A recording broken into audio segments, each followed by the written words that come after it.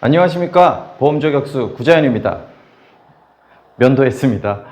제가 지난 시간에 자전거 보험에 대해서 한번 설명을 좀 간단하게 드렸어요. 제가 한강에 자주 라이딩을 나가기 때문에 자전거 보험에 대해서 좀 간단하게 설명을 드렸는데, 그거에 대해서 이제 어떤 상품인지 좀 자세하게 설명을 해달라고 문의를 좀 주셔서 그거에 대한 좀 피드백을 드리려고 영상 찍었고, 오늘은 그 주제로 좀 말씀을 드리려고 합니다.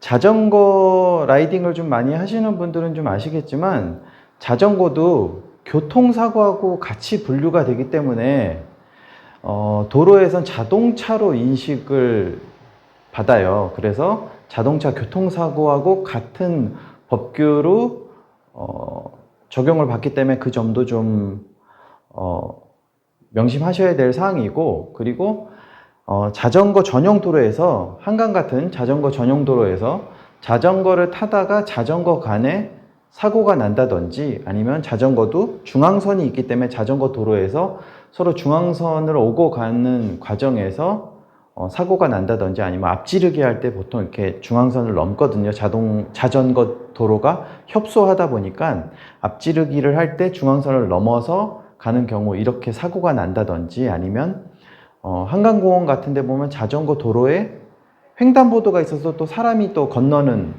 이런 상황도 있어요. 그럴 경우에 또 사고가 발생된다든지, 아니면 내가 그냥 낙차 사고를 한다든지, 아니면 도로에 포트홀 같은 거라든지, 아니면은 싱크홀 같은 거 생겨서 자전거 운행하다가 구멍에 빠져서 뭐 넘어진다든지 여러 사고들이 발생될 수 있는데, 이거에 대해서 좀 한번 생각을 해보면서 어떤 보험을 준비해야 되는지 제가 그거에 대해서 좀 설명을 드리도록 하겠습니다.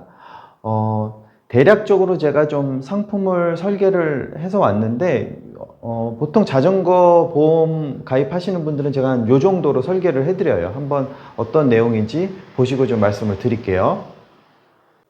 자, 기본적인 내용을 좀 보시면, 첫 번째가 이제 상해 사망 및 후유장애 20% 이상 상해 후유장애라든지 상해 사망에 대한 보장을 갖고 있어요. 그러니까 요 사망에 대한 거를 조금, 사망에 대해서 좀 거부감이 있으신 분들은 사망을 보지 마시고 요 후유장애를 좀 보실 필요가 있어요. 요 후유장애는 요 밑에 있는 3% 이상 후유장애하고 같이 적용이 되기 때문에, 요 3% 이상 후유장애하고 20% 이상 후유장애가 합쳐져서 총 2억 원까지 지급을 받으실 수가 있는 거고, 상해로 인해서 사망했을 경우에 1억 원까지 있는데, 어쨌든 내가 저처럼 뭐 견갑골 탈구 이렇게 사고가 돼서 10% 후유장애가 발생된다든지, 허리 디스크 사고여서 뭐 10%, 15% 이런 후유장애가 남기는 사고가 발생되면 이 가입 금액에 해당하는 퍼센트를 받는 거예요. 그러니까 허리 디스크여서 10% 후유장애가 남았다라고 하면 가입 금액인 1억 원에 10%인 1,000만 원을 지급을 받는 거예요. 그리고 뭐 골절이라든지 깁스 치료 시에 뭐 각각 50만 원 이렇게 지급받는 이런 담보들이 있어요. 그러니까 요거는 일단 보실 때 의료실비보험에서 병원비는 페이백을 받고 그 이상의 금액을 추가로 더 받는 부분을 좀 말씀을 드리는 거예요. 요 이제 다음 페이지로 넘기면, 화상진단은 사실 뭐 큰 보험료 비용이 들지 않기 때문에 그냥 넣어 놓은 거니까 참고하시고요. 요 두 가지 부분이 상해 수술과 관련된 부분이에요. 그래서 종수술이라고 해서 1종서부터 5종까지 나눠서 작은 수술을 받았을 경우에는 적게, 큰 수술을 받았을 경우에는 크게 지급을 받는 거고, 모든 상해 수술을 할 때마다 500만 원씩 지급을 해요. 근육과 인대와 관련된 수술이 대략 한 100만 원 정도 지급을 받고, 상해 수술 500만 원 하니까 상해로 인해서 수술을 받게 되면 최소 500만 원 베이스에 깔고 그 이상 뭐 700만 원이라든지 아니면 900만 원이라든지 이렇게 지급을 받을 수 있습니다. 그리고 요 마지막에 하나 더 보시면 자동차 부상 치료비라고 있는데, 제가 아까 서두에 말씀드린 것처럼 이륜차도 도로교통법에서는 차로 분리돼요. 그래서 이륜 자동차가 자전거 전용 도로가 있지 않은 일반 도로에서 주행을 할 경우에는 차선의 오른쪽 맨 끝부분을 이용하게 돼 있어요. 그러다 보니까 역주행도 안 되고 인도주행도 안 됩니다. 그래서 맨 끝길을 가다가 교통사고가 발생됐을 때에는 교통사고에 합당하는 신체상해 등급에 맞는 또 보상을 받을 수 있습니다. 이 내용도 잘 숙지해 놓고 계시다가 보험 가입을 해 놓고 보상 받을 때 잊지 않게 찾아 먹어야 돼요.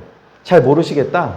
그러면 그냥 저한테 물어보시면 되죠. 제가 다 보험금 받아드립니다. 자, 마지막 페이지입니다.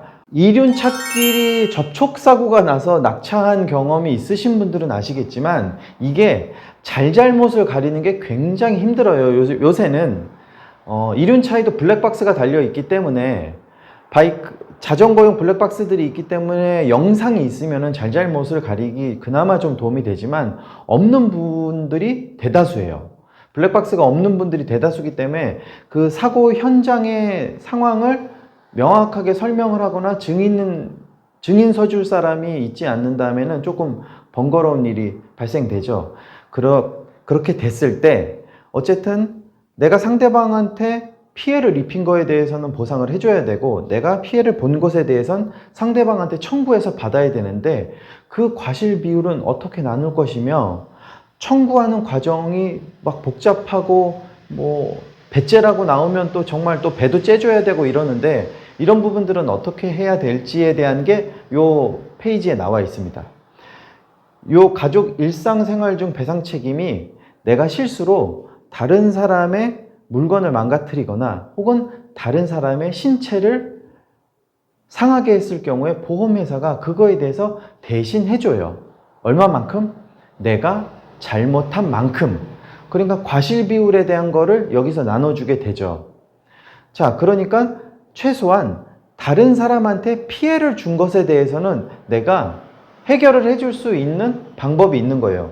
그러니까 보험 가입을 여러분들이 꼭 해야 되는 이유 중에 하나입니다. 왜냐하면 자, 제가 지난 영상에서도 말씀드린 것처럼 내가 무언가를 즐기고 싶어, 놀고 싶어, 자전거 타고 놀러 다니고 싶어 그러다가 다른 사람한테 피해를 주는 일에 대해서 내가 스스로 준비를 해놓지 않는다는 것은 굉장히 오만방자한 행동이에요. 최소한 남한테 피해 주고 살지는 말자고요. 피해를 줬으면 그거에 대해서 책임을 져줘야죠. 당연히. 보험 하나 들어놓으면 그것에 대해서 자유로울 수 있는데 이런 준비조차 안 하고 내가 내 여가활동, 취미활동, 뭐 코로나니까 뭐 남들하고 어울리지 않게 야외에서 좀 혼자 자전거를 탄다. 그런 것도 좋지만 최소한 남한테 피해주는 삶을 사는 이기적인 인간은 되지 말자고요. 보험 꼭 준비하세요. 자, 그 다음 요 민사소송 법률비용 손해라고 있는데 이건 뭐냐면 내가 민사소송을 하게 되면 그거에 대해서 대략적으로 변호사 선임 비용의 한 50% 정도 보험회사가 페이백 해준다는 얘기인데 이게 언제 사용되냐면 자전거를 타다가 포트홀 같은 도로의 구멍에 빠져서 넘어졌을 때 이거는 보통 그 지자체에 접수를 해서 보상을 받거나 아니면 어떤 공사 현장을 지나가다가 사고가 난 거면 그 현장을 담당하고 있는 담당 건설사에 보상 청구를 요청하셔야 되는데 그 건설사들이 좋게 내 피해 금액을 다 보상을 해주면 좋은데 꼭 발뺌을 하고 저희 못 주니까 뭐 소송하시면 저희가 뭐 소송해가지고 진행을 해드릴게요 할 때 우리는 그 소송 가는 게 두렵고 어렵기 때문에 쉽사리 처리를 못하고 그냥 피해를 떠안는 경우들이 있어요. 그렇게 하지 마시고 요 담보가 있으면 변호사를 선임해서 변호사 비용을 지불하고 소송하시면 돼요. 그럼 나중에 변호사 비용 한 반 정도, 한 60% 정도 페이백 받아요. 제가 해봐서 압니다. 그런데 이 비용이 법무사한테 그냥 요거 소장만 대필해 주세요 라고 법무사한테 가서 대필하는 비용하고 그렇게 큰 금액 차이가 나지 않아요. 법무사들이 보통 소장 하나 써주고 한 40만원, 50만원 정도 금액을 받는데 요 담보가 있으면 요 담보 사용하셔서 그냥 소송 진행하시면 돼요. 그러면 내가 번거로운 일 없이 소송을 통해서 사고에 대한 피해 보상이라든지 아니면 다른 사람이 나에 대해서 피해 보상을 해달라고 과도하게 요구한다든지 이런 부분에 대한 방어를 요 담보 2개로 해결할 수 있습니다. 요렇게 풀로 다 보장을 넣으면 한 5만원 정도 해요. 근데 이렇게 다 넣으셔도 되고 그 그렇지 않다. 내가 기존에 들어있는 다른 보험들이 있으니까 그거하고 겹치지 않는 선에서 어느 정도 조율을 하고 싶다. 그러면 뭐 2만 원에도 설계가 되고 10,000원에도 설계가 됩니다. 최소한 내가 나의 여가를 위해서 무언가를 즐기기 이전에 그것으로 인해서 발생될 수 있는 사고에 대해서 미연에 2, 3만 원 돈으로 방지할 수 있다라고 하면 그거는 여러분들이 반드시 하셔야 되는 일이라고 생각됩니다. 지금까지 제가 설명드린 내용 중에 궁금하신 사항이 있다라고 하면 언제나처럼 연락 주시면 되고요. 자전거 사고, 낙차 사고 저도 엄청 많이 당해봐서 자전거도 뭐 부러져 봤고 다치기도 많이 다쳐봤는데 다행히 저는 보험 준비가 되어 있기 때문에 그런 걱정에서 자유로울 수 있었는데 여러분들의 현실은 어떤지 너무 궁금해요. 많은 자전거 유튜버 분들이 자전거 장비에 대한 설명, 이게 좋다, 저게 좋다, 이런 되도 않는 설명만 할 게 아니라 그런 여가를 즐기기 이전에 가장 기본적으로 요것부터 준비해라 라는 개념으로 좀 자전거 라이더분들한테 안내를 좀 해주셨으면 하는 바람이 있습니다. 자전거 보험과 관련돼서 언제든지 문의 주시고요. 보험 가입과 보상과 관련돼서 다 도와드리도록 하겠습니다. 지금까지 보험저격수 구자연이었습니다. 감사합니다.